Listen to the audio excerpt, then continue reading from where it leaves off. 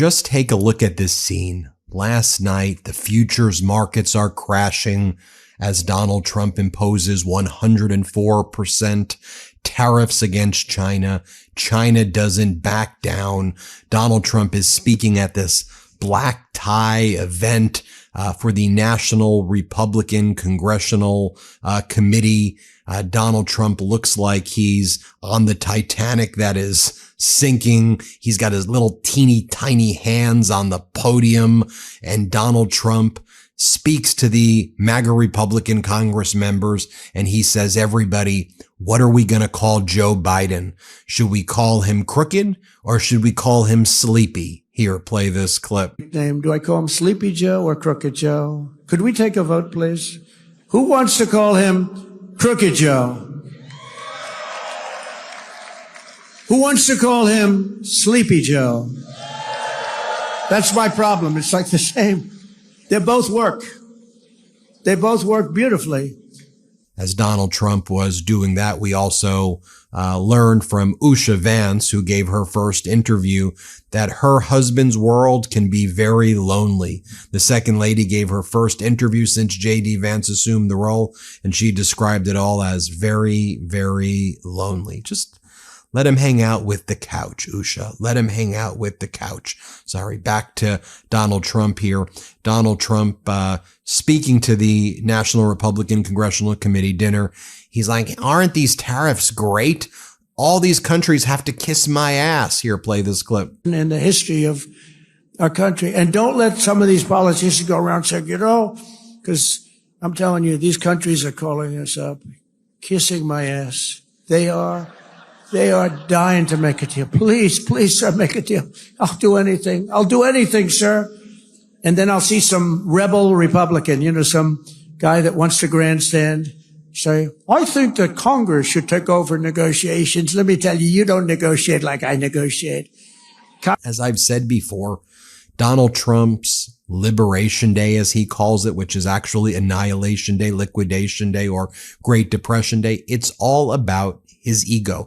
It's all about the authoritarian playbook to make countries have to go to him to beg him, please, can I get an exemption? Please don't put the tariffs on me. Makes businesses run to him. Please, I need help. I need an exemption. Can you please help me? You have to do the walk of shame to Washington, D.C. or Mar-a-Lago. And authoritarians like when their people are suffering. Like, do you think Kim Jong-un is upset that people in North Korea suffer? You think Putin cares that he sends Russians into the meat grinder of war in Ukraine? Do you think that he cares that people are suffering economically? No. Authoritarians like when their people are suffering because then you can give breadcrumbs. You don't want people to be economically independent or independent at all when you're an authoritarian. And Trump is following that playbook to a T. I mean, just take a look right here as Carl Quintanilla posts. We as the United States went from back to back under former President Biden, 20% or 20% plus growth in the markets, equity markets, the Goldilocks economy. The Wall Street Journal called the economy under former President Biden the envy of the world, to this. America's equity market, stock markets, the worst in the world right now, and tanking the entire world economy with it. As Donald Trump also says, just trust me. I'm telling you, I know what to do. I know how to do deals. I'm a good deal maker. Let's just take a look at what's been going on.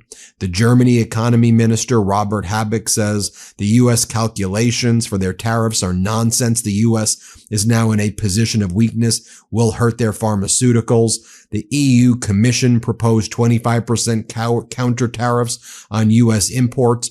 Prime Minister Mark Carnage of Canada announced that starting today, there will be 25% tariffs on certain categories based on the Trump regime's behavior. The futures right now are getting absolutely bulldozed. We'll see where the market opens in just a little bit, but Trump tanking the economy. And again, yesterday went from the markets actually doing decent in the day, or as Senator Mark Warner from Virginia put it, it was kind of like a good day at the hospice, making that analogy to Trump's economy.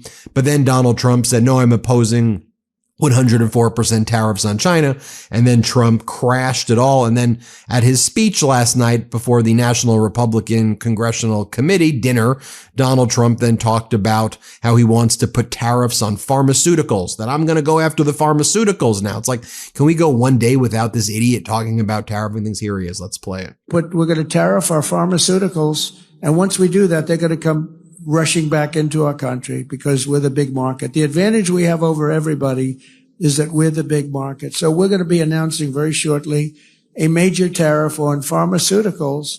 And when they hear that, they will leave China. They will leave other places because they have to sell. Most of their product is sold here. We did it, JD. We did it, lonely JD. You see that graphic right there.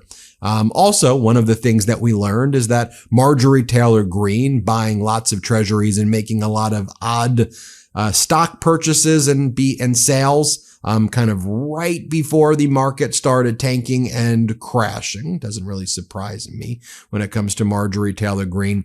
Right now, Apple's taking like emergency flights to try to put planes full of iPhones, as they're going to be a run on iPhones right now. And Apple's getting crushed because of the tariffs Donald Trump put on China and China's retaliation.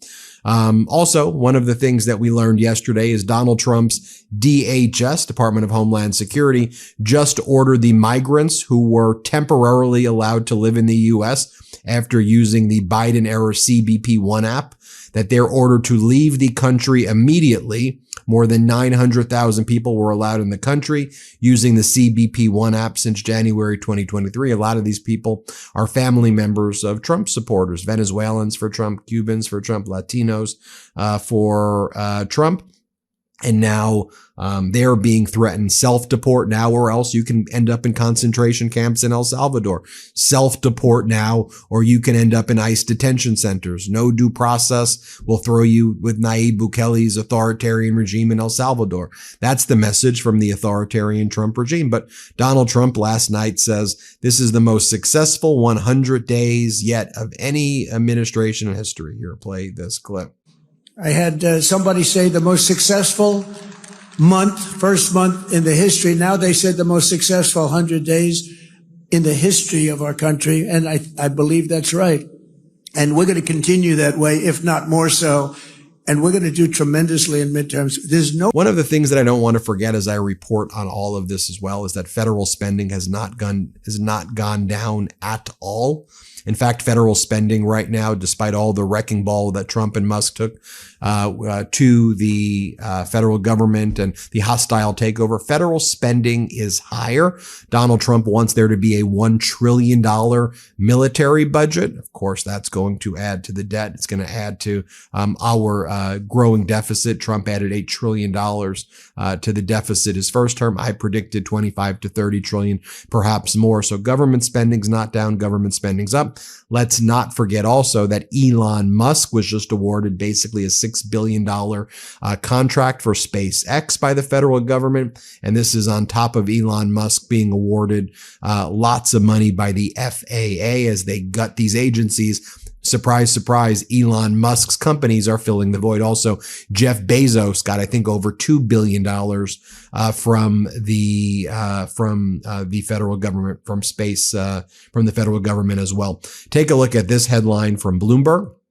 Stagflation is now America's best case scenario. Stagflation is crashing GDP, and high inflation. That's stagflation. They're saying that this is the best case scenario. Trump's tariffs risk is a brutal combination of recession and inflation. The president's attack on free trade is truly extraordinary in scope. The impact will be devastating over the next 6 months. Annualized inflation will likely climb to nearly 5%. Also, lots of experts predicting about 2 million job losses over the coming months as the effects of these tariffs start to kick in as well. I think one of the ways I visualize what's going on with these Trump tariffs right now, the fact that it's crashing the markets and the GDP is contracting so soon, I think is shocking in the how fast this hit, but basically from an economist's perspective, you know how when a tsunami hits, the shore basically recedes, and most people who understand what that means would tell you, oh, a tsunami is coming. That's what's happening right now. The damage is done. So now it's waiting for this economic tsunami, stagflation, recession, Great Depression to swarm over the country right now. But as our editor-in-chief, Ron Filipkowski, says, okay, Trump's wrecking the economy, but at least we have RFK Jr. in charge of public health. The Center for Disease Control and Prevention's team of lead poisoning experts remained off the job Tuesday, a week after they were first laid off by Health and Human Services Secretary Robert F. Kennedy in sweeping cuts to the nation's public health agencies. Cut to the CDC's branch responsible for investigating and preventing lead poisoning has brought multiple efforts to help local health authorities to a virtual standstill, current and laid off agency officials say, including for lead poisoning responses that could have helped children in Milwaukee and on an American Indian reservation. So quite literally, Americans are dying of lead poisoning because we've fired the workers who are in that field. And we're going to see this in all other aspects of government as well. Oh, and on international foreign policy, many experts internationally say the U.S. is now on course to potentially be at war with Iran coming soon based on the threats that Donald Trump has been making lately. What does Donald Trump and lonely JD Vance say? Are you happy yet? Are you happy? Say thank you. Say thank you. Say thank you. This is a deranged and demented authoritarian regime led by Donald Trump, a sexual predator, a criminal, a felon, someone found liable for fraud, a bankrupter. The world sees it. The world stands up and resisting. Tens of millions of people here in the United States are resisting. Trump's approval is plummeting. MAGA people, Republicans, are pissed off at Donald Trump. There's a mini revolt happening, which I think is growing and gaining steam amongst MAGA Republicans in the Senate. We've seen MAGA Republican Rand Paul speaking out against Donald Trump. MAGA Republicans in the House know the disaster Donald Trump is causing, but they're too weak and obsequious to say anything as well. But I think we see change shifting, and as Donald Trump continues to crash our economy, we'll see what happens, with the markets today. But this is a Trump depression or recession or whatever we're heading into. Trump chaos.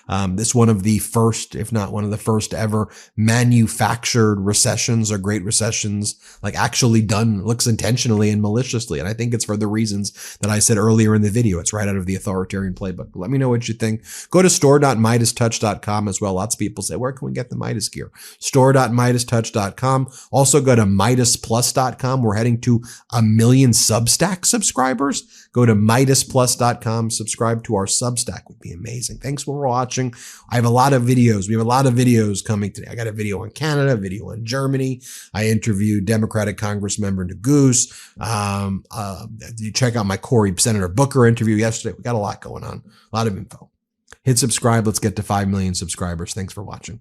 New Midas merch drop. Check out the latest pro-democracy sticker packs, t-shirts, hats, sweatshirts, and more. All at store.MeidasTouch.com.